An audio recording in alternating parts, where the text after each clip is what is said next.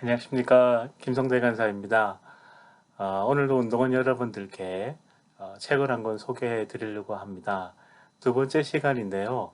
두 번째로 여러분들께 소개해 드릴 책은 네, 달라스 윌라드의 하나님의 음성입니다. 네, 달라스 윌라드의 책 중에 가장 유명한 책은 하나님의 모략이라고 아는 책입니다. 한번 이름을 들어보신 적이 있을 것 같은데요. 달라스 윌라드는 하나님의 모략뿐만이 아니라 하나님의 음성을 비롯한 잊혀진 제자도 그리고 마음의 혁신과 같은 책을 많이 써냈죠.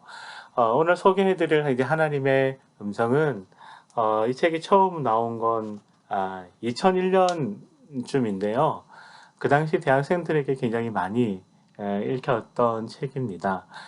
그리고 2016년에 IVP에서 출판사는 그대로입니다.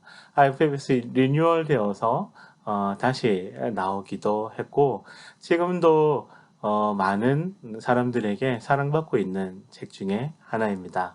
달라스 윌라드의 하나님의 음성을 소개해 드리려는 이유는 지금 우리가 살고 있는 이 시대가 굉장히 혼란스럽고 그리고 어려운 시기이기 때문입니다. 특별히 최근에는 하나님의 음성을 듣는다라고 하는 그런 내용의 책들이 자주 나오고 있는데요. 이 달라스 윌라드의 하나님의 음성은 그런 책들과는 조금 결을 달리하고 있습니다. 두 가지 정도 이유가 있는데요. 첫 번째는 달라스 윌라드가 그동안 써냈던 책들, 예를 들면 하나님의 모략, 그리고 잊혀진 제자도, 그리고 마음의 혁신과 같은 책들을 보면 단순히 달라스 윌라드가 오순절 계열이나 또는 순복음 계열의 하나님의 계시와 하나님의 음성을 듣는 법을 우리에게 알려주는 책이 아니라는 것을 설명해주고 있기 때문입니다. 두 번째는 하나님의 음성을 읽고 나면 하나님의 음성을 듣거나 또는 하나님의 인도를 받는다는 것이 더 막막하게 느껴질 수 있기 때문에 그렇습니다. 그리고 사실 그렇게 읽어야 이 책을 제대로 읽은 것입니다. 네, 달라스 윌라드는 이 책을 통해서 우리에게 하나님의 음성을 어떻게 들을 수 있는가를 설명하지 않습니다. 그렇지만 이 책을 읽으면 하나님의 음성을 듣는 것이 무엇인가를 조금은 깨달을 수가 있습니다. 해서 이 책은 하나님의 음성을 듣는 방법을 설명하는 책이 아니고요. 오히려 왜 하나님의 음성에 귀를 기울여야 하는가? 우리는 어떻게 하나님의 음성을 들을 만큼 하나님과 교제하는가를 우리에게 알려주지요.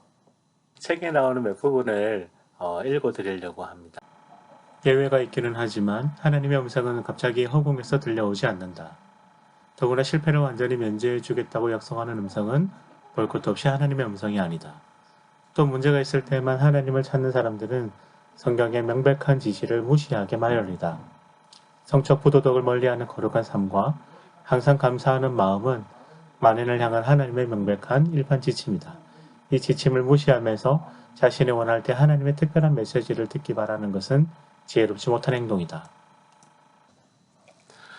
네, 저자는 우리가 하나님의 일반적인 가르침을 무시하면서 우리에게 특별한 계시 또는 특별한 말씀, 특별한 선택의 갈림길에서 하나님의 응답을 구하는 것은 성경적이지 않다고 말하고 있습니다. 한 군데가 더 있는데요. 인간의 존재 안에서 그분의 말씀을 찾으려 하는 시도는 우상숭배로 돌아간다. 그것은 하나님을 이용하는 것이다. 주님의 말씀을 얻어냄으로써 인생의 모든 문제를 해결하려는 시도는 진정한 삶을 피해 숨는 것이요. 하나님의 피조 세계 안에서 우리에게 맡기려 하신 고결한 역할을 외면하는 것이다. 네, 여러분 어떻습니까? 단순히 하나님의 음성을 들으려 하는 그러한 방법을 달라스 윌라드가 말하는 것이 아니라는 것을 아시겠죠? 저자의 말을 쉽게 설명하면 이런 것 같습니다.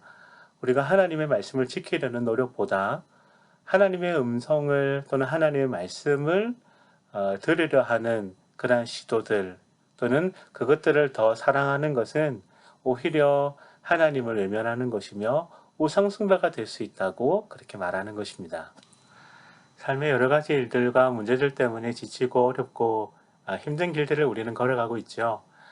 그러한 가운데서 하나님의 음성을 듣고자 하는 노력들 또는 그러한 시도들 그리고 그것들을 기다리는 결과들이 때로는 우리를 지치고 힘들게 할 수 있습니다.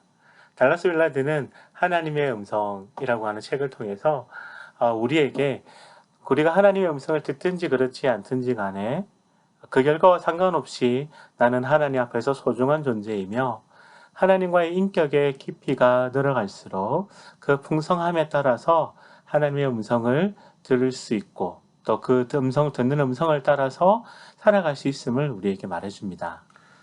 네, 이 책의 가장 큰 장점이라고 한다면 하나님의 음성을 듣는 삶이라고 하는 그 개념 안에 있는 풍성한 의미들을 우리가 깊이 생각해 볼 수 있다는 것입니다. 단순히 하나님의 음성을 듣는 것에 집중하는 것이 아니라 그 음성을 듣기 위해서 우리가 무엇을 준비해야 하며 또는 어떤 마음으로 살아가야 하며 그 음성을 듣는 이의 삶은 어떻게 달라질 것인지에 대해서 우리에게 도전하고 있습니다.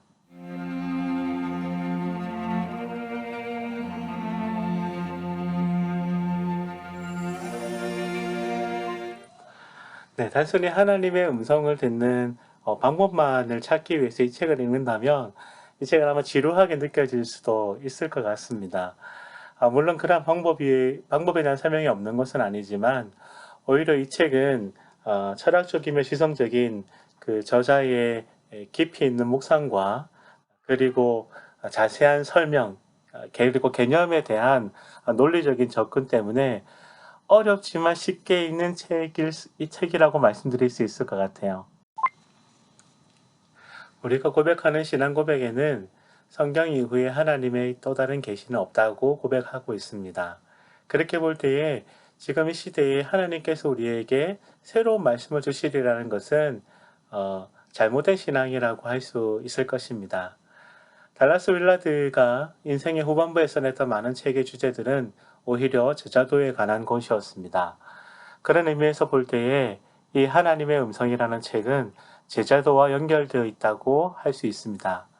우리가 하나님의 음성을 어떻게 듣는 것이 중요한 것이 아니라 하나님의 성품에 참여한 우리가 하나님과 동행하는 것은 마땅히 하나님의 음성을 듣는 것과 같다는 것이죠.